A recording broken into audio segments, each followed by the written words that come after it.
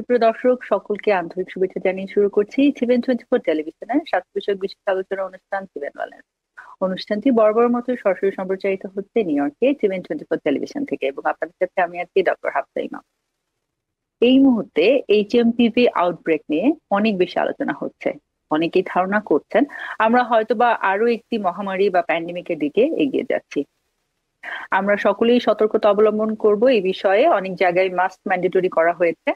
আমরা জেনে নিব কিছু ইম্পর্টেন্ট ইনফরমেশন এই রিলেটেড, এবং আজকের অনুষ্ঠানে আমরা বিস্তারিত আলোচনা করব বয়সের সাথে সাথে বিভিন্ন ধরনের যে নিউরোলজিক্যাল চেঞ্জ গুলো হিউম্যান বডিতে দেখা যায় সেই বিষয়ে। আমাদের সাথে সরাসরি সংযুক্ত আছেন আমাদের বিশেষজ্ঞ চিকিৎসক নিউরোলজিস্ট ডক্টর দেবাশিস মৃধা। আমাদেরকে এই বিষয় এবং মেডিসিন রিলেটেড যে কোনো প্রশ্নের জন্য সরাসরি ডায়াল করুন 6463078928 এই নাম্বারটিতে। ডক্টর দেবাশিস মৃধা, আপনাকে আমন্ত্রণ জানাচ্ছি আজকের অনুষ্ঠানে। আপনাকে ধন্যবাদ আমাদের সাথে আবারও সময় দেওয়ার জন্য। আমি প্রথমেই আপনাকে জানতে চাইবো যে এই মুহূর্তে যে এইচএমপিভি আউটব্রেক নিয়ে অনেক কথা হচ্ছে, এই বিষয়ে একজন বিশেষজ্ঞ চিকিৎসক হিসেবে আপনার মতামত। খুব ভালো প্রশ্ন ডক্টর হাফসা ইমাম। এই মুহূর্তে এই নতুন ভাইরাসটা নিয়ে আমাদের খুব আলোচনা হচ্ছে, কারণ এই ভাইরাসটার আউটব্রেক হয়েছে আবার সেই চায়নায় দেখা গেছে অনেক পেশেন্ট মাস্ক করে পড়ে আছে, অনেক পেশেন্ট হসপিটালে রয়েছে, হসপিটাল থেকে তারা যখন বেরিয়ে আসছে তারা মাস্ক পরে রয়েছে, এবং তাদের অনেকের ডিজিজটা সিভিয়ার রয়েছে। এই জন্য আমরা ভয় পাচ্ছি যে আবার কোভিডের মতো কোনো একটা রোগ ছড়িয়ে পড়ে কিনা। এইচএনপিভি যেটা ভাইরাসটা, এটা আসলে অনেকদিন আগে থেকেই আবিষ্কৃত হয়েছে, 2001 বা 2002 দিকে আবিষ্কৃত হয়েছে। এই ভাইরাসটা অনেককে অসুস্থ করেছে। আমরা অনেক সময় দেখি 2% পিপল যারা ফ্লু বা এই ধরনের রোগে ভুগছে তাদের এই ভাইরাসটা আছে। সুতরাং এটা নতুন কোনো ভাইরাস না, কিন্তু যেহেতু এটা একটা মহামারী রূপে দেখা দিয়েছে বা এই ধরনের একটা চিন্তা ভাবনা করা হয়েছে, ঠিক দেখা দেয়নি, সেই জন্য আমরা ভয় পাচ্ছি। বিশেষ করে যারা অসুস্থ রয়েছেন, যাদের ইমিউনিটি ডেফিসিট রয়েছে, যাদের সিওপিডি রয়েছে, বাচ্চাদের এই রোগটা আক্রান্ত হতে পারেন, যারা স্কুলে যায় বা যারা কলেজে যায় বা ক্রাউডেড প্লেসে যারা যায়, কারণ এই রোগটা ছড়িয়ে পড়ে আমাদের শ্বাস নিঃশ্বাসের মাধ্যমে, হাঁচির মাধ্যমে, কফের মাধ্যমে, এটা অ্যারোজলের মাধ্যমে ছড়িয়ে পড়ে। এই জন্য আমরা ভয় পাচ্ছি ঠিক আগের মতো করে। কিন্তু আমার মনে হয় না এতটা ভয় পেতে হবে, কারণ এই রোগটা কোভিডের মতো এতটা সিরিয়াস না। তবু আমাদের সাবধান থাকতে হবে। যেমন করে হাফসা বলল যে আপনারা যখন ক্রাউডের মধ্যে যান বা স্কুলে যান বা কোথাও যান যেখানে দেখেন যে এই রোগটা আছে বা এই ধরনের কোনো রোগ রয়েছে, তখন আপনার সাবধান হতে হবে, মাস্ক পরতে হবে, হাত আগে যেমন আমরা পরিষ্কার করতাম সবকিছু সেইভাবে একটু পরিষ্কার পরিচ্ছন্ন থাকতে হবে, তাহলে দেখা যাবে ঠিক হয়ে যাচ্ছে। এই রোগটার সাধারণত মৃত্যুটা অতটা ডেকে আনে না যেমন করে কোভিড করেছিল। প্রায় মানুষই ভালো হয়ে যায়, কিন্তু যাদের ইমিউনিটি কম রয়েছে তাদের আরো বেশি সাবধান হতে হবে। ধন্যবাদ। তবে অনেক জায়গায় যে জিনিসটি বেশি বেশি করে হাইলাইট করা হচ্ছে যে খুব সহজে লাং ইনফেক্টেড হয়ে যায় এবং সিভিয়ারিটি অনেকটাই নিউমোনিয়ার মতো ডেভেলপ করে যায় পেশেন্টের, এবং খুব অল্প সময়ের ভিতরেই সেটা হয়। তো সেই অবস্থান থেকে আসলে আমরা বলতেই পারি যে সকলে যতটা সাবধানতা অবলম্বন করতে পারেন, কারণ আসলে মৃত্যু না হোক কিন্তু কোনো ধরনের অসুস্থতা বা ভয়াবহ অসুস্থতাই আমাদের কাম্য নয়। সে কারণে সুপ্রিয় দর্শক, আমরা সকলেই চেষ্টা করব এখন যখন আমরা বাইরে যাচ্ছি, বিশেষ করে কোনো ক্রাউডেড প্লেসে, কমন গ্যাদারিং গুলোতে আমরা মাস্ক পরতে, এবং বারবার করে হাত ধোবার জন্য বারবার করে বলা হচ্ছে, কারণ আমরা জানি যে এটা আসলে যেহেতু কন্টামিনেটেড হয়েই কিন্তু আমি হয়তোবা নিজেকে ইনফেক্টেড করছি। সে কারণে আমরা যদি আমাদের হাত পরিষ্কার রাখি এবং চোখ নাক মুখ এসব টাচ করবার ব্যাপারে আমরা একটু কেয়ারফুল থাকি, তাহলে কিন্তু আমরা আসলে ইনফেকশন আউটব্রেকের ক্ষেত্রে অনেকটাই প্রতিরোধ করে দিতে পারবো। ডক্টর মৃধা, আজকের আমাদের যে প্রধান আলোচনার বিষয় বয়সের সাথে সাথে যে আমাদের হিউম্যান বডিতে কমন নিউরোলজিক্যাল চেঞ্জ গুলো, সেটির প্রতি আসলে আমরা বিস্তারিত আলোকপাত করতে চাচ্ছি। তো শুরুতেই আপনার কাছে জানতে চাইবো যে যেই ধরনের কমন সিমটম গুলো বয়সের সাথে সাথে নিউরোলজিক্যাল চেঞ্জের প্রেক্ষাপটে আমরা কমপ্লেন গুলো পাই পেশেন্টদের কাছ থেকে, তার ভিতরে খুব কমন যেটা, সেটা একটা হচ্ছে মেমোরি লস।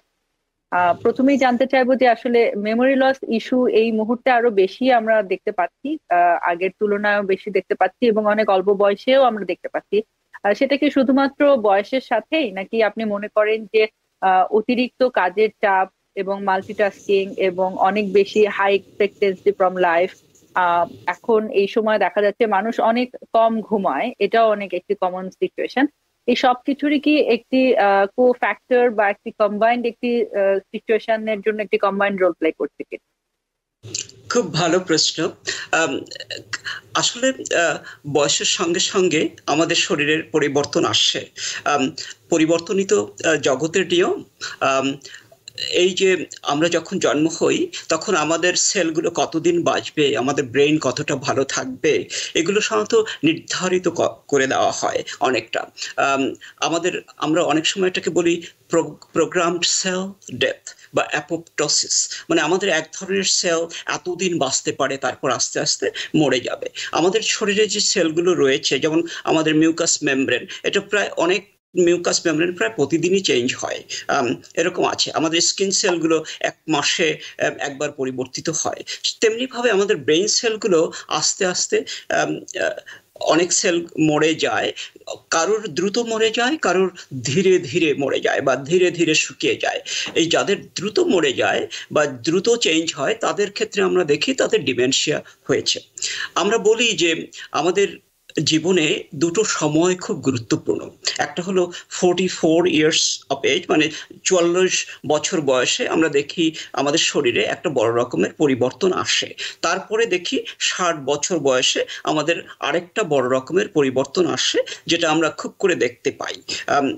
আর এই যে প্রোগ্রাম সেল ডেথ আমরা বললাম, এই সেলগুলো যেগুলো সেলগুলো খুব দ্রুত বেড়ে যায়, যেগুলো কাজ করে খুব বেশি, সেই সেলগুলোই বেশি মরে যায়। আমাদের নাকের ভিতরে যে মিউকাস মেমব্রেন আছে, এটা আমাদের জিহ্বায় যেগুলো থাকে সেগুলো, আমাদের ব্রেইনে যে জায়গাটা আছে আমরা বলি হাইপোক্যাম্পাস।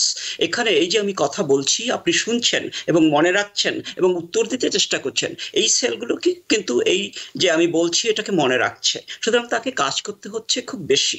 এই জন্য এই হাইপোক্যাম্পাসটায় আমরা দেখি অনেক সময় সেলগুলো আস্তে আস্তে শুকিয়ে যায় বা মরে যায়। তখন আমরা বলি তাদের শর্ট টার্ম মেমোরি প্রবলেম হয়েছে।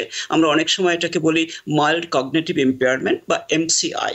যখন তারা একটা কথা বললে একটু পরে ভুলে যায়, যদি তারা ভুলে যায় কোনো রুমে গেল, সেখানে একটা চাবি রেখে এসেছে কিন্তু মনে নাই কোথায় রেখেছে বা কি করেছে, বারবার করে এমন ভুলে গেলে তখন আমরা বলি তাদের মাইল্ড কগনিটিভ ইম্পেয়ারমেন্ট হয়েছে।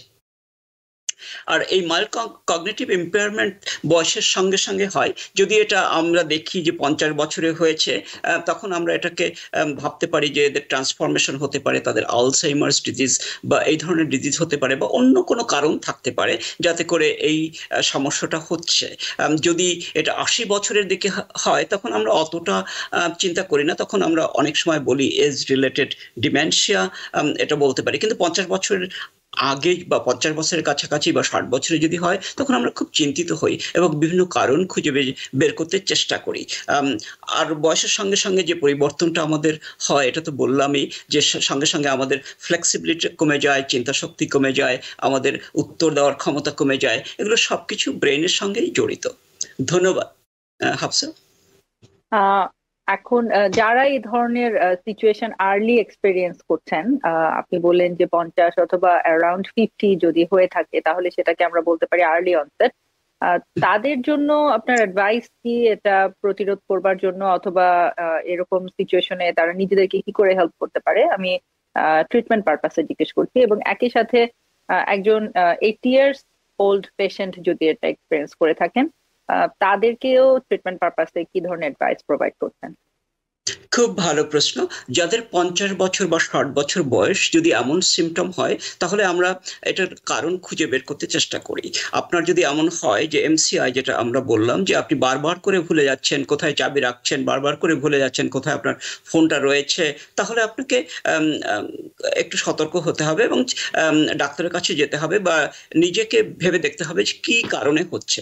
আপনি যদি প্রতিদিন না ঘুমান, যদি আপনি 1টা 2টোর দিকে ঘুমাতে যান, আজকাল তো সবাই সোশ্যাল মিডিয়ায় থাকে, ফোন নিয়ে বেডে যায়, ওই ফোনের দিকে তাকিয়ে তাকিয়ে থাকতে থাকতে দেখা যায় তারা কনসেন্ট্রেট করতে পারছে না, এবং ওই যে লাইটটা রয়েছে, ফোনের যে লাইটটা, ওটা আমাদের অনেক সময় ক্ষতি করে, আমরা ঠিক মতো ঘুমাতে পারি না। আর যদি আমরা ঘুমোতে ঠিক মতো না পারি, তখন দেখা যায় আমাদের ব্রেনটা ঠিক রেস্ট পাচ্ছে না, এবং রেস্ট না পেলে অনেক সময় আমাদের এটা হতে পারে। আর ঘুমের প্রবলেম 50 বছরের পরে বাংলাদেশিদের বা এই দেশিদের যারা একটু ওবেজ রয়েছেন, তাদের একটা সমস্যা হয়, আমরা বলি স্নোরিং। যাদের স্নোরিং রয়েছে বা স্লিপ অ্যাপনিয়া রয়েছে, তাদের ঘুমোতে পারেন না ঠিক মতো। তারা মনে করেন যে তারা ঘুমিয়েছে, কিন্তু তাদের ডিপ স্লিপ যেটাকে বলি বা রেম স্লিপ যেটাকে বলি, সেই স্লিপটা হয় না। এই জন্য ব্রেনটা ঠিক রেস্ট নিতে পারে না। আর যখন ব্রেনটা রেস্ট নিতে পারে না, তখন আমরা দেখি যে তাদের এই যে ভুলে যাওয়া রোগটা হয়, ইরিটেবিলিটি, মানে খুব খিটখিটে মেজাজ হয়ে যায়, একটু কষ্ট কষ্ট লাগে, দুর্বল লাগে, এমন হতে পারে। সেই জন্য আপনাদের এই দিকটা দেখতে হবে যে আপনি ঠিক মতো স্লিপ করছেন কিনা। তারপরে দেখতে হবে যে আপনার ধরুন আপনার কোথাও নামনেচ হচ্ছে বা টিংলিং হচ্ছে বা ঝিঝি ধরছে বারবার করে, তখন আপনাকে বুঝে নিতে হবে যে আপনার কোনো নার্ভ ড্যামেজ রয়েছে কিনা, কোনো ভাইটামিনের ডেফিসিয়েন্সি রয়েছে কিনা। অনেক ধরনের ভাইটামিন রয়েছে, যেমন আমরা বলি ফলিক অ্যাসিড, ভাইটামিন B12 বা এই ধরনের ভাইটামিন যদি আপনার শরীরে কমে যায়, তখন আপনার এই মেমোরি প্রবলেমটা হতে পারে। তারপরে আরো বিভিন্ন ধরনের কারণ রয়েছে যে যাতে মেমোরি প্রবলেম হতে পারে। যদি আপনার কোনো হেড ইনজুরি থাকে, হেডেক থাকে, বা আপনার যদি ডায়াবেটিস থাকে, তখন আমরা বলি যে ব্রেইনে একটা ব্যাপার হয়, সেটাকে বলি আমরা সাবকর্টিক্যাল স্মল ভ্যাসেল ডিজিজ, মানে ছোট ছোট ব্লাড ভ্যাসেল গুলো আস্তে আস্তে ভেঙে যায়, ছিঁড়ে যায়, তখন ছোট ছোট স্ট্রোক হয়, যেটা আমরা বুঝতেও পারি না। তখন আমাদের চিন্তা করতে, ভাবনা করতে বা মেমোরি মনে রাখতে কষ্ট হয়। এমন ক্ষেত্রে আমরা MRI করে দেখতে পারি যে এমন কিছু হচ্ছে কিনা। সুতরাং আপনারা যদি ইয়াং হন এবং এই ধরনের যদি কোনো কিছু হয়ে থাকে, তাহলে আপনাদের সচেতন হয়ে যেতে হবে। ধন্যবাদ। অসংখ্য ধন্যবাদ ডক্টর মৃধা। আমরা জানি যে বয়সের সাথে সাথে আরো যে কমপ্লেইনটি অনেক বেশি কমন, যেটাকে আমরা বলে থাকি হাড় ক্ষয় বা অস্টিওপোরোসিস। অনেকেই খুব কমনলি যে ধরনের কমপ্লেইন গুলো নিয়ে আসেন যে হঠাৎ করে তার ভীষণ ঘাড়ের পেইন হচ্ছে বা কোমরে পেইন হচ্ছে, এবং সে আর আগের মতো নর্মাল ভাবে সে হয়তো বা মানে ওয়েট ক্যারি করতে পারে না বা হাত মুভ করতে পারে না, বেন্ড হলে তার কষ্ট হচ্ছে। এবং দেখা যাচ্ছে যে এটি অনেক ক্ষেত্রেই মেয়েদের ক্ষেত্রে বেশি কমন ছেলেদের থেকে। তো আমি আপনার কাছে জানতে চাইবো যে কোন বয়সে এটি পুরুষ এবং মহিলা উভয়ের জন্যই কোন বয়সে এটি নর্মাল বা আর্লি এজ অনসেট কোন বয়সে আমরা মনে করি, এবং উভয় ক্ষেত্রে আমরা আসলে কি ধরনের ট্রিটমেন্ট আমরা প্রোভাইড করে থাকি? খুব ভালো প্রশ্ন। আমরা দেখি যে অস্টিওপরোসিসটা মেয়েদের ক্ষেত্রে আমরা দেখি 44-45 বছর থেকে বয়সের পরেই শুরু হয়ে যায়, আর ছেলেদের ক্ষেত্রে 60 বছর বা 50 বছরও হতে পারে, ডিপেন্ডিং করে। এই দেশে আমরা তো আসলে একটা উন্নত সভ্যতায় থাকি। এখানে রয়েছে গাড়ি, রয়েছে সোফা, আমরা বসে থাকি, সারাক্ষণ টিভি দেখি, হাঁটাহাঁটি একটু কম করি। আমাদের আর যারা বাংলাদেশে ছিলাম, এখন তো গাড়ি হয়ে গেছে অনেকের, তখন আমরা খুব হেঁটে হেঁটে চলতাম, যেখানে যেতে হয় হাঁটতে হতো, বসার এমন সুযোগ ছিল না, আমরা অনেক কাজ করতাম। আর আমাদের দেশে রোদ রয়েছে অনেক, সুতরাং আমরা ভাইটামিন ডি খুব তৈরি করতে পারতাম। কিন্তু এই দেশে যেহেতু ঠান্ডা রয়েছে, আমরা ভাইটামিন ডি তেমন পাই না, তৈরি করতে পারি না। আমরা হাঁটাহাঁটি একটু কম করি, আমরা ওয়েট লিফটিং মানে বোঝা বইতেই চেষ্টা করি এখানে। মেয়েদের ক্ষেত্রেও ঠিক তাই। সেই জন্য দেখা যায় এখানে অস্টিওপরোসিসটা যারা এই দেশে থাকেন তাদের একটু বেশি হয়। অস্টিওপরোসিস হলে আমাদের কশেরুকা, আমাদের পিঠের যে বোনগুলো রয়েছে বা অন্য যে বড় বড় বোনগুলো রয়েছে, এটা ক্ষয়ে যায়, মানে একটু একটু ছোট হয়ে যায়, একটু নরম হয়ে যায়, একটু দুর্বল হয়ে যায়, খুব সহজেই ভেঙে যেতে পারে। এটা ওয়েট লিফটিং করলে বা ভাইটামিন ডি নিলে বা হাঁটাহাঁটি বেশি করলে অনেক সময় ঠিক হয়ে যায়। সেই জন্য আমরা আগে থেকেই যাদের একটু ব্যাক পেইন হচ্ছে, যারা সেডেন্টারি লাইফস্টাইলে অভ্যস্ত, তাদের জন্য আমরা রিকমেন্ড করি যে তারা একটু সান এক্সপোজারে যাক, ভাইটামিন ডি নিক, একটু ওয়েট লিফটিং যেটা বলি, ওয়েট লিফটিং করুক, তাতে বোনগুলো একটু শক্ত হবে, মজবুত হবে। মেয়েদের ক্ষেত্রে এটা বড় বেশি প্রযোজ্য, কারণ তাদের হরমোনাল চেঞ্জও এফেক্ট করে এই ক্ষেত্রে। এই জন্য তাদের ব্যাক পেইন হয়, নেক পেইন হয়, আর দুশ্চিন্তা যারা করে তাদের ক্ষেত্রে এই ব্যাপারটা একটু বেশি হয়। সুতরাং আমরা যদি সচেতন হই এবং এই ধরনের মেডিসিনগুলো ব্যবহার করি, ভাইটামিন ডি যেটাকে আমি বললাম, তাহলে দেখা যায় যে আমরা এটাকে কমিয়ে রাখতে পারি এবং সুস্থ থাকতে পারি। ধন্যবাদ। অসংখ্য ধন্যবাদ। আমাদের সাথে একজন দর্শক আছে, চলে যাচ্ছি দর্শকের প্রশ্নে। সুপ্রিয় দর্শক, কে বলছেন? আপনার পরিচয় দিয়ে প্রশ্নটি করুন। হ্যালো, আসসালামু আলাইকুম। জি, ওয়ালাইকুম আসসালাম। আমি রিতা। জি, ধন্যবাদ আপনাকে ফোন করবার জন্য। আপনার প্রশ্নটি করুন। আচ্ছা, আমি না ডাক্তার সাহেবের নাম্বারটা চাচ্ছি, ওনাকে কোথায় দেখাতে পারি আমি? আমার হাজবেন্ড খুব অসুস্থ, স্ট্রোক পেশেন্ট, প্যারালাইজড। আচ্ছা, উনি তো আসলে মিশিগানে থাকেন, উনি নিউ ইয়র্কে থাকেন না। আপনি কি নিউ ইয়র্ক থেকে ফোন করেছেন? জি, আমি দরকার আমি নিউ ইয়র্কে নিয়ে আমাকে দেখাতে পারবো, তাও নাম্বারটা একটু চাচ্ছি যদি আপনি মিশিগানে যেয়ে দেখাবেন। আচ্ছা, ঠিক আছে। ডক্টর মৃধা, উনি আপনার সাথে আসলে পার্সোনালি উনি দেখাতে চাচ্ছেন, ওনার হাজবেন্ড স্ট্রোক করেছে। আপনি যদি ইনফরমেশন শেয়ার করতে চান। আমি ইনফরমেশন শেয়ার করে দেবো, এই আমার এখানে দিয়ে দেবো। জি, আপনি বলতে পারেন। আমার অফিসিয়াল ফোন নাম্বার হলো 9897992770। এখানে কল করে আপনি অ্যাপয়েন্টমেন্ট নিতে পারেন। আবার একটু বলবেন। 989799 2770। আমি এর আগেও ফোন করছিলাম, আপনাদের অফিসে কেউ করে না। আমি তো নিউ ইয়র্ক। কি বলেছেন উনি? আচ্ছা, উনি নিউ ইয়র্ক থেকে যাবেন, তো উনি এর আগে কল করেছিলেন, কিন্তু উনি আর কি কোনো অ্যাক্সেস পাননি আর কি, সেটা বললেন। আমার মনে হয় আপনি নিউ ইয়র্ক থেকে, আর বাংলায় বললে মানে একটু অসুবিধা হয় ওদের। আপনি বলবেন যে আপনি আমাকে চেনেন, তাহলে ওরা আমার কাছে ফোন দেবে। বা আপনি বলবেন যে আমি একটা অ্যাপয়েন্টমেন্ট চাচ্ছি নিউ ইয়র্ক থেকে, তা বলবেন না, তাহলে ওরা ভাববে যে আসবে না, এমন আপনি হতে পারে। বলবেন, জি, আমার মনে হয় আপনি বলতে পারেন যে আপনি ডক্টরের সাথে এর আগে পার্সোনালি আপনি কথা বলেছেন, তো আপনি ওনার এখানে এখন আসতে যাচ্ছেন অ্যাপয়েন্টমেন্ট নিয়ে আর কি। আমার মনে হয় তাহলে আপনার অ্যাপয়েন্টমেন্ট পেতে কোনো সমস্যা হবে না। ডক্টর মৃধা, আপনি বলছিলেন যে এই রিলেটেড যে চেঞ্জ গুলো আমরা আলোচনা করলাম, মেমোরি লস এবং একই সাথে অস্টিওপোরোসিস এর ব্যাপারে আপনি বলছিলেন। তো অস্টিওপোরোসিস আসলে এই সময় আমরা অনেক বেশি কমন কমপ্লেইন আমরা দেখতে পাই। আগের তুলনায় মনে হয় যে এই সমস্যাগুলো একটু বেশি এখন। সেটা আপনি কেন মনে করছেন? আসলে হচ্ছে কি, এই সময়ে যেটা আমরা দেখছি, যেমন আলঝাইমার্স ডিজিজ যেটা আমি বললাম, এই কেসগুলো আমরা খুব বেশি দেখছি, কারণ মানুষ তো বয়সের ভারটা বেড়ে যাচ্ছে, বয়স্ক লোক বেড়ে যাচ্ছে, তারা বেশি দিন বাঁচছে, তারা বেশি সচেতন হচ্ছে। আগে যেটা হতো, আমাদের দেশে বলা হতো, কেউ ভুলে গেলে বলা হতো তালতোপা নেই, এমন কিছু বলা হতো। এখন তারা ঠিক জেনে গেছে যে ডিমেনশিয়া হয়ে গেছে, সুতরাং ডাক্তারের কাছে বেশি আসছে। এটা একটা বড় ব্যাপার। আর মানুষ বেশি বাঁচছে। অন্যদিকে হয়তো সমাজের যে পরিস্থিতি সেটা কিছুটা বদলেছে, যেমন আমাদের স্ট্রেস ফ্যাক্টরটা বেশি রয়েছে, আমরা ঘুমাই কম, আমাদের ভাইটামিন ডেফিসিয়েন্সিটা একটু বেশি রয়েছে। আমাদের বাংলাদেশে যেটা হচ্ছে, আমি দেখছি অনেক কেস রয়েছে, পার্কিনসন খুব বেড়ে গেছে বাংলাদেশে। পার্কিনসন বেড়ে গেছে এই জন্য যে আমাদের যে খাবারগুলো রয়েছে ওর মাঝে ভেজাল রয়েছে, আর আমরা তো জানি না যে এটা কতটা ক্ষতি করবে। ওই যে ভেজালগুলো দেওয়া হয়, যে জিনিসগুলো মিক্সড করা হয়, ওগুলো আমাদের পার্কিনসন করে দিচ্ছে।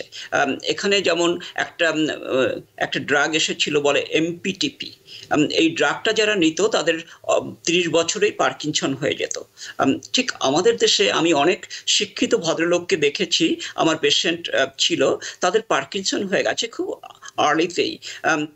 তারপরে আমি জিজ্ঞাসা করে দেখলাম ফ্যামিলি হিস্টোরি নেই, সেক্ষেত্রে কিন্তু এক্সপোজার। আর আমাদের দেশে এখন যে ওয়াটার সাপ্লাইটা রয়েছে, অনেকে টিউবওয়েল থেকে ওয়াটার ড্রিঙ্ক করেন ওখানে অনেক আয়রন থাকে এবং অন্য একটা কি যেন থাকে, ওগুলো আমাদের ক্ষতি করছে।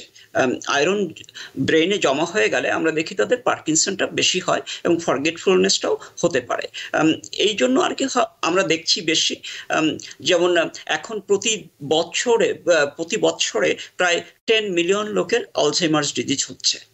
10 মিলিয়ন নতুন কেস সারা পৃথিবীতে আমরা দেখতে পাচ্ছি। সুতরাং এইটা আগে ছিল না এত, আমরা বলতাম 2 মিলিয়ন 3 মিলিয়ন, এখন 10 মিলিয়ন কেস প্রতি বছরে। সুতরাং এটা দেখা যাচ্ছে যাদের পার্কিনসন মানে আলঝেইমার্স হচ্ছে তাদের প্রায় 40% লোকের পার্কিনসন হবেই হবে। সুতরাং এটা কারণ ডিজেনারেটিভ ডিজিজ, এই জন্য আমরা দেখছি এটা বেশি। ঠিক অস্টিওপরোসিসের ক্ষেত্রে এমনি কিছু হবে হয়তো। আমাদের সেডেন্টারি লাইফস্টাইল, আগে তো আমাদের প্রচন্ড পরিশ্রম করতে হতো, বাঙালিদের প্রচন্ড পরিশ্রম করতে হতো বেঁচে থাকার জন্য, রান্না করতে হতো। এখন তো চুলায় গ্যাস দিয়ে রান্না করে, দাঁড়িয়ে থেকে রান্না করে, বসতে হয় না। এই যে বসাটা আমাদের দেশে মাটিতে বসতে হতো, এটা খুব উপকার বনের জন্য করতো, এটা অনেকটা যোগা ব্যায়াম। কিন্তু এখন আমাদের ওইভাবে বসতে হয় না, সবার সে চেয়ার আছে, সোফা আছে, সেটা এখন ওইটা করতে হয় না। আমাদের মাদের চুলার পাশে বসতে হয় না, তাদের দাঁড়িয়ে দাঁড়িয়ে রান্না করে। এইগুলো আমাদের এফেক্ট করছে, এই জন্য হয়তো এটা আমরা বেশি দেখতে পাচ্ছি। ধন্যবাদ। অসংখ্য ধন্যবাদ।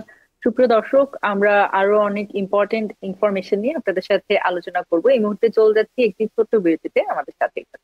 সুপ্রিয় দর্শক, বিরতির পর আবার ফেরত আসছি টিভেন ওয়েলনেসের আজকের আলোচনায়। বয়সের সাথে সাথে নিউরোলজিক্যাল যে চেঞ্জ গুলো, সেগুলো নিয়ে আমরা আলোচনা করছি নিউরোলজিস্ট ডক্টর দেবাশিস মৃধার সাথে।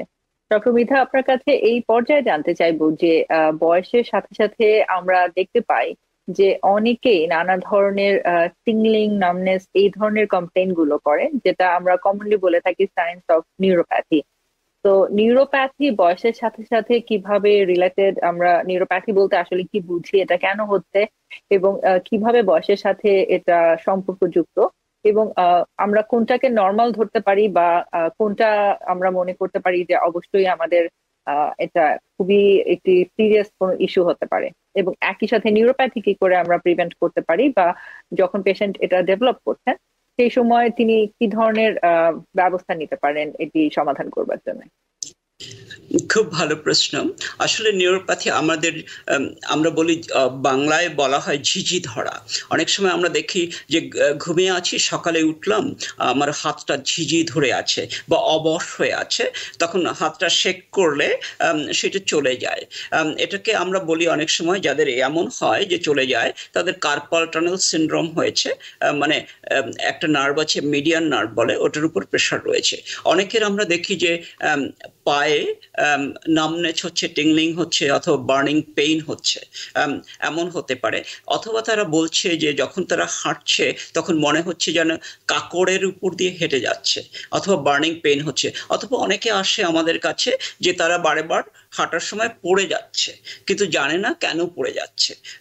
এই সব ক্ষেত্রে যখন আসে তখন আমরা ভেবে নিতে পারি যে তাদের নিউরোপ্যাথি হয়েছে বা নার্ভ ড্যামেজ হয়েছে। আমরা বলি পেরিফেরাল নিউরোপ্যাথি, মানে ডিস্টাল নিউরোপ্যাথি পায়ে হচ্ছে। এর কারণ বিভিন্ন হতে পারে।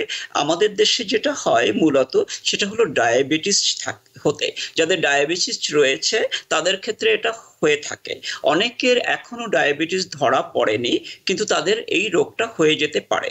আমাদের কাছে অনেক পেশেন্টই আসে যারা বারবার পড়ে যায়, নামনেস টিংলিং আছে, তাদের ডায়াবেটিস, তারা বলে যে তাদের ডায়াবেটিস নেই। তখন আমরা যখন চেক করি আমরা দেখি হ্যাঁ তাদের ডায়াবেটিস রয়েছে, বর্ডার লাইন ডায়াবেটিস আমরা বলি।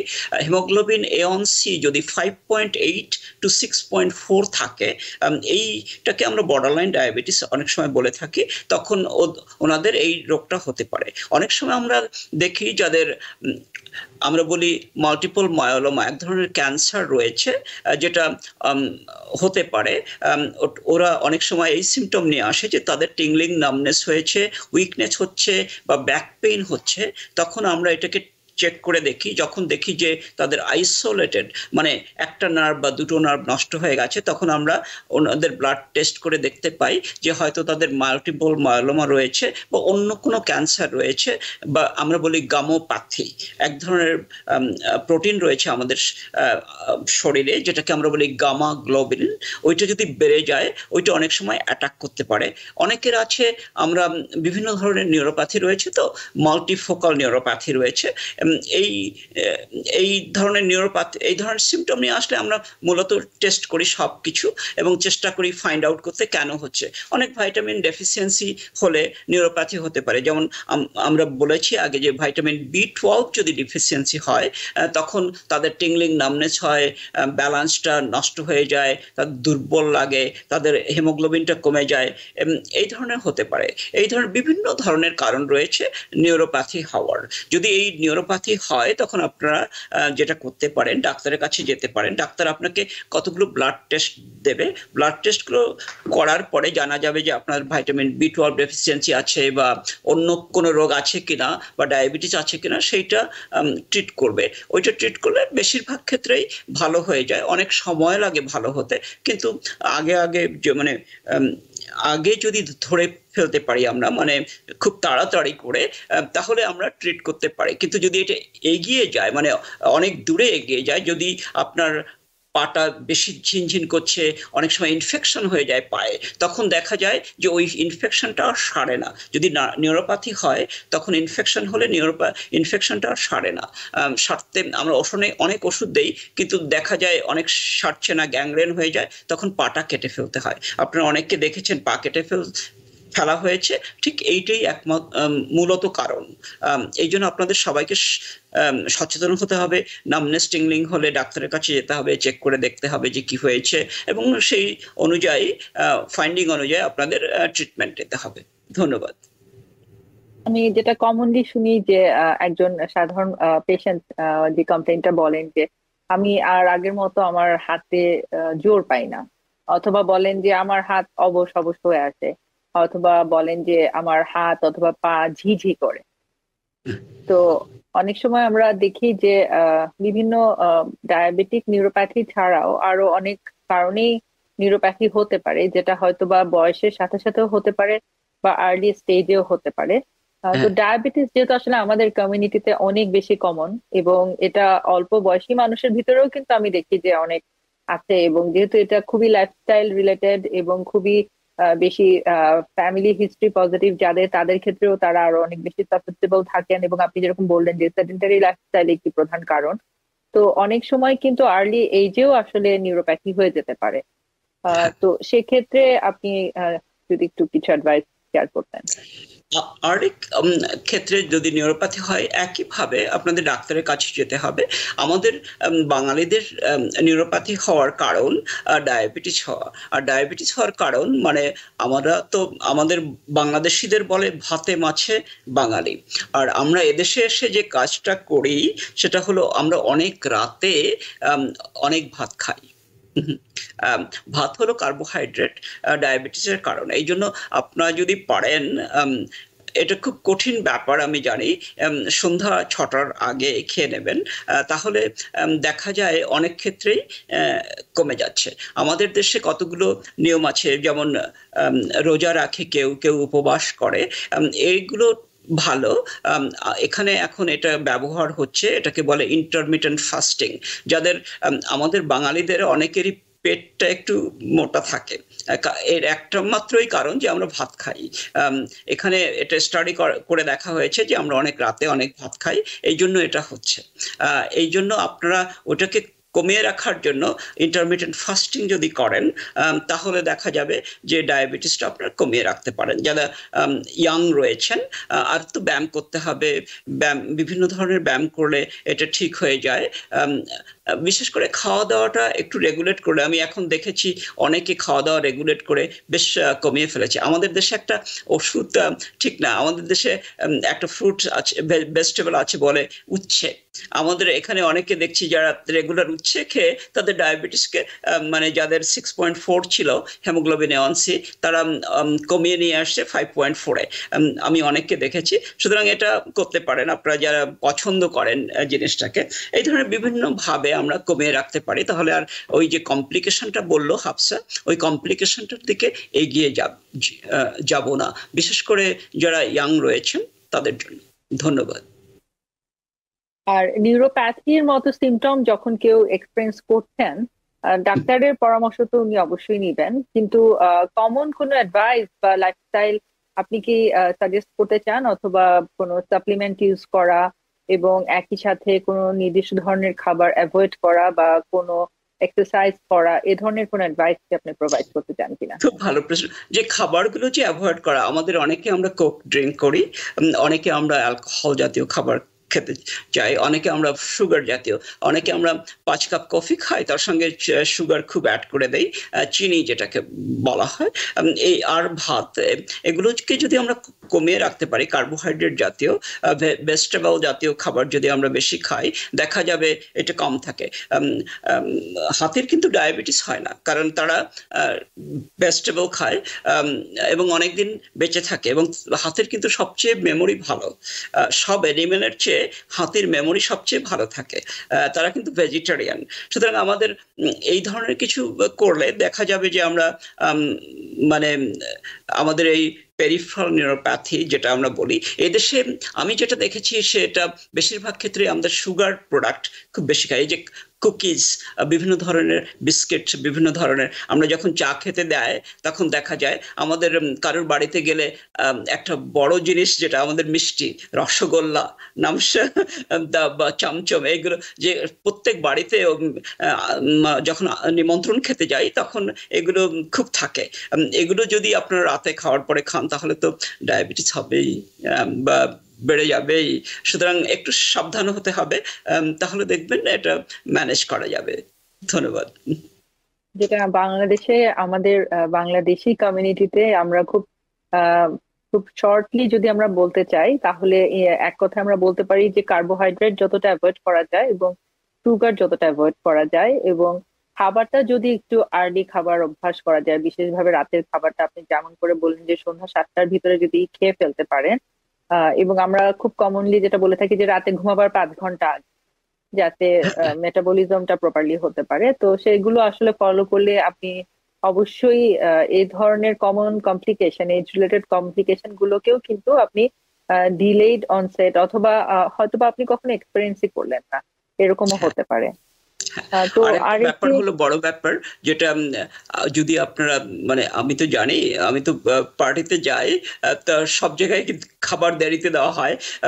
অনেক সময় আপনারা যদি রাতে ব্যায়াম করতে পারেন, ধরুন 5 মিনিট দৌড়ালেন, 120 বা 130 ক্যালোরি যদি বার্ন করতে পারেন, তাহলে আপনি যেটা খেলেন ওইটা মানে আপনার লিভারে যে কার্বোহাইড্রেটটা জমা রয়েছে, আমরা বলি 150 ক্যালোরি জমা থাকে, ওইটা বার্ন করে ফেললে আপনি যেটা খেলেন ওইটা আবার গিয়ে জমা হবে, তখন আর ওইটা আপনার শরীরে ডায়াবেটিস করবে না।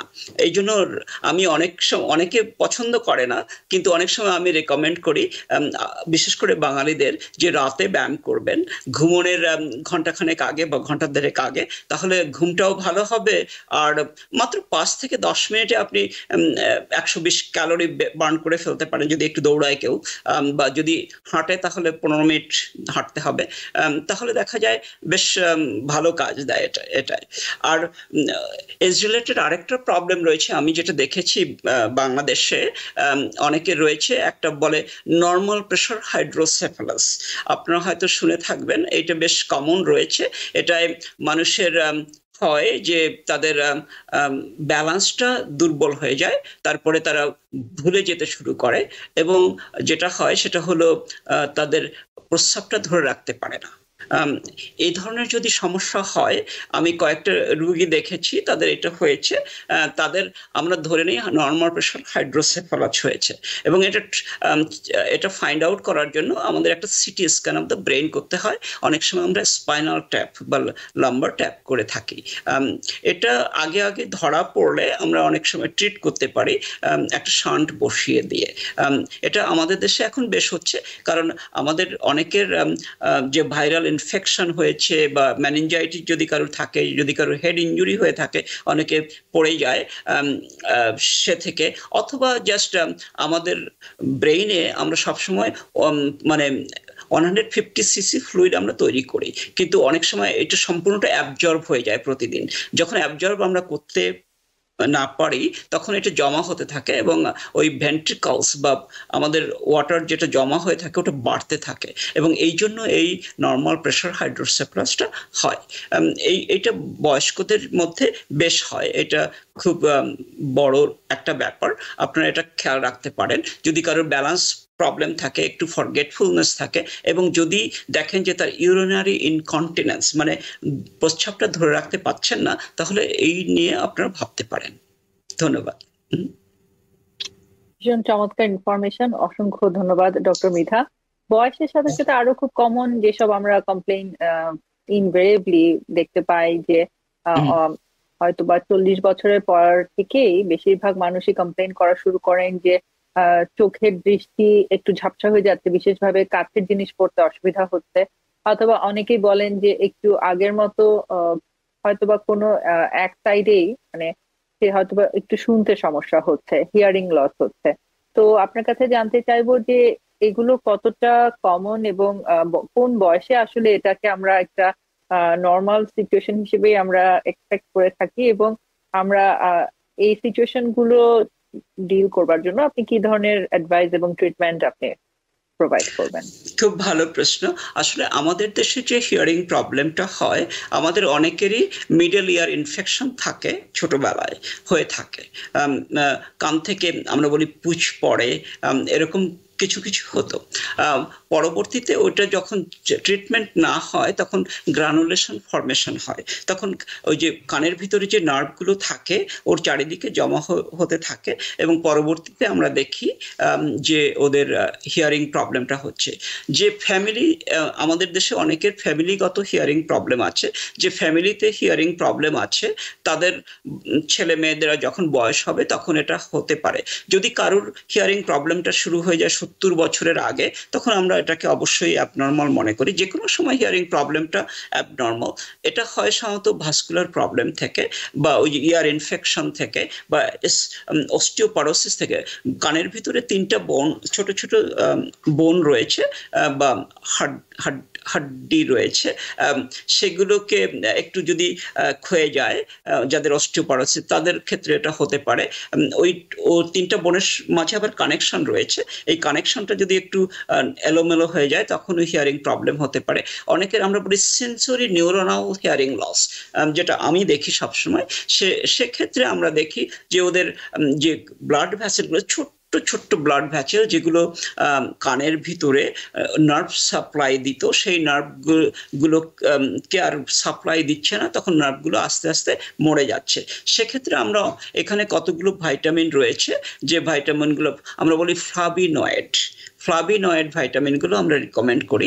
অনেকের আছে কানের ভিতরে ঝিঝি পোকার মতো শব্দ করে, ঝিঝি হয়, আমরা বলি টিনিটাচ যদি হয় তাদেরও অনেক সময় হিয়ারিং ডেফিসিট হয়। অনেক সময় আমাদের এক্সপোজড হই অনেক সাউন্ড, যদি কেউ যদি কোনো ফ্যাক্টরিতে কাজ করেন অনেক দিন ধরে, অনেক সাউন্ড হয়, তখন এই নার্ভগুলো আস্তে আস্তে নিস্তেজ হয়ে যায়, মরে যায়। অনেক ছেলেরা দেখি আমরা অনেক সাউন্ড দিয়ে নয়েজি মিউজিক শোনে, ওই যে কি মিউজিক রয়েছে এখানে, সেইগুলোতেও আমাদের অনেক সময় ক্ষতি করে। আবার বয়সের সঙ্গে সঙ্গে যেটা হয় সেটা তো হয়, স্ট্রোক হলেও আমাদের অনেক সময় হিয়ারিং প্রবলেম হতে পারে। কিছুদিন আগে আমাকে একজন প্রফেসর উনি কল করলেন যে ওনার হঠাৎ করে কিছু শুনতে পাচ্ছেন না। তারপরে ওনার এমআরআই করে দেখা গেল যে স্ট্রোক নেই, কিন্তু পরে আমি যখন দেখলাম তখন দেখতে পেলাম যে ঠিক যেখানে হিয়ারিং নিউক্লিয়াসটা রয়েছে সেই জায়গায় ছোট্ট একটা স্ট্রোক হয়েছে। সুতরাং হঠাৎ করে যদি হিয়ারিংটা নষ্ট হয়ে যায় তাহলে হয়তো তাদের স্ট্রোক হতে পারে। এই ধরনের বিভিন্ন ধরনের কারণ রয়েছে। আপনাদের একটু সিনসিয়ার হতে হবে। যদি কানে শব্দ হয়, আগে আগে যদি আপনি মনে হয় যে আপনি শুনতে পাচ্ছেন না, তখন ডাক্তারের কাছে আলোচনা করতে পারেন। ফ্লাভিনয়েড নামক ভাইটামিন গুলো আপনারা নিতে পারেন, তাতে দেখা যায় অনেকের বেশ ভালোই উপকার পাচ্ছে। ধন্যবাদ। অসংখ্য ধন্যবাদ ডক্টর মৃধা। আমরা চলে এসেছি আজকে আলোচনার শেষ প্রান্তে। সর্বশেষ প্রশ্ন হিসাবে সংক্ষেপে আপনার কাছে জানতে চাইবো, যেটি সব থেকে বেশি কমন কমপ্লেইন বয়সের সাথে সাথে ইনসমনিয়া বা স্লিপিং ডিসঅর্ডার বা স্লিপিং ইস্যু, আপনার কাছে জানতে চাইবো যে এই প্রবলেমটি আসলে বয়সের সাথে সাথে অনসেট কোন বয়সে আমরা এটাকে কমন হিসাবে ধরতে পারি, এবং আপনি পেশেন্টকে কি ধরনের অ্যাডভাইস এবং ট্রিটমেন্ট প্রোভাইড করেন? খুব ভালো প্রশ্ন। ইনসমনিয়া আমরা প্রায় সবাই কখনো না কখনো ভোগে, কেউ বেশি ভোগে। ধরুন যদি মাসের ভিতরে 7 দিন কেউ ঘুমোতে না পারে ঠিক মতো সময়, তখন এটা অসুবিধা হয়। ঘুমের আমরা বলি হাইজিন, যেটাকে বলে স্লিপ হাইজিনটাকে মেনটেন করতে হয়। যে রুমে আপনি ঘুমাবেন সেই রুমটা যেন শান্তশিষ্ট হয়, মানে শব্দ না থাকে। একই সময়ে প্রতিদিন ঘুমোতে যাওয়া খুব ভালো ব্যাপার। আপনার ফোনটা যাতে কাছাকাছি না থাকে, বেশ দূরে, কারণ ফোন থাকলেই ওটা নয়েজ হয়, এবং ফোনের যে লাইটটা রয়েছে ওই লাইটটা ব্রেইনের জন্য খুব তুলে দেয়। আমাদের ঘুমের যে প্রবলেমটা রয়েছে, আমরা বলি বয়সের সঙ্গে সঙ্গে আমাদের একটা ধরনের ঘুম রয়েছে, সেটাকে বলি আমরা রেম স্লিপ। রেম স্লিপ যখন আমরা স্বপ্নে দেখি, যখন আমাদের চোখটা খুব মুভমেন্ট করে, তখন আমাদের ব্রেইনটা খুব রেস্ট নিতে পারে, সেই রেম স্লিপটা কমে যায়। রেম স্লিপ কমে গেলেই আমাদের ওই যে ফরগেটফুলনেস হতে থাকে, দুর্বলতা, খিটখিটে মেজাজ হতে থাকে। অনেকে বাবা মা আছে যার খিটখিটে মেজাজ হয়ে যাচ্ছে, বুঝতে পারছে না কেন হচ্ছে, ওনারাও জানেন না যে ওনারা ঘুমাতে পারছেন না ঠিক মতো। সেই জন্য আমাদের এই দেশে আমরা যেটা দেখতে পাই, অনেকে আমরা টেম্পারেচারটা বেডরুমে অনেক হাই করে রাখি। আপনাদের টেম্পারেচার যদি 68 বা 70-র উপরে যায়, তখন আপনারা ঘুমোতে পারবেন না। ঘুমোলেও সেই ব্রেইনটা ঠিক রেস্ট নিতে পারবে না। তাই টেম্পারেচার, বেডরুমের টেম্পারেচার আপনাদের 68 বা 66, 67 এরকম রাখতে হবে। আমার একটা বেশ কয়েকটা পেশেন্ট ছিল এরকম, তারা একেবারে পাগল হয়ে গেছে, মানে তারা ঘুমোতে পারে না, মেজাজ খারাপ, কাজ করতে পারে না। তারপরে তাদের কোনো কিছু খুঁজে পাচ্ছিলাম না যে কি হলো। তারপরে দেখি যে তারা টেম্পারেচার 672, 74 করে রাখে বেডরুমে। তখন তাদের ওটা বললাম, সব ঠিক হয়ে গেল। তা আমাদের দেশে অনেকের রয়েছে স্নোরিং রয়েছে, স্লিপ অ্যাপনিয়া রয়েছে। স্লিপ অ্যাপনিয়া মানে যখন আপনি ঘুমোবেন তখন প্রতি ঘন্টায় 10 বার বা 12 বার আপনি শ্বাস প্রশ্বাস নিতে যাচ্ছেন, তখন ঘুম থেকে তুলে দেবে আপনাকে, ঠিক শ্বাস প্রশ্বাস নিতে পারছেন না। এই জন্য আমরা স্লিপ অ্যাপনিয়াকে টেস্ট করে দেখতে চাই। যাদের ফরগেটফুলনেস আছে তাদের প্রায় সবাইকে আমরা টেস্ট করি, যাদের ওবেসিটি আছে তাদের সবাইকে আমরা টেস্ট করি, এবং যারা দুর্বল ফিল করে তাদের জন্য আমরা টেস্ট করি। এই স্লিপ অ্যাপনিয়াটা খুব সহজেই টেস্ট করা যায়, এটাকে আমরা বলি স্লিপ টেস্ট। এটা আপনারা করিয়ে দেখতে পারেন। এইগুলো। আর যদি আপনারা দেখেন যে তারপরেও আপনার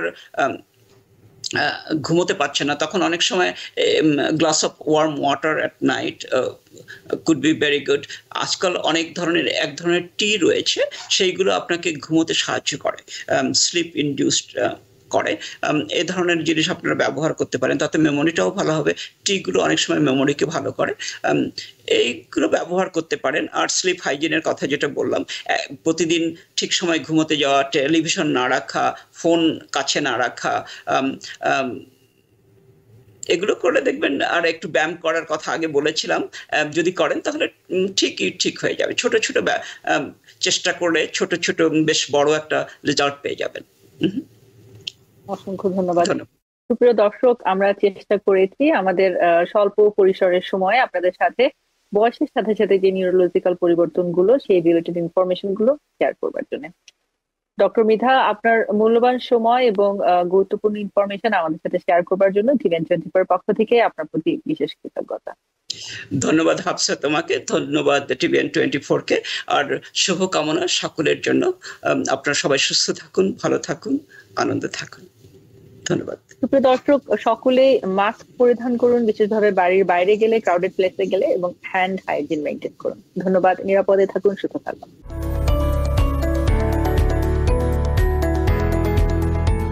TVN24 টেলিভিশন দেখতে আজই কল করুন 7187776556। লগ ইন করুন www.totalcablebd.com।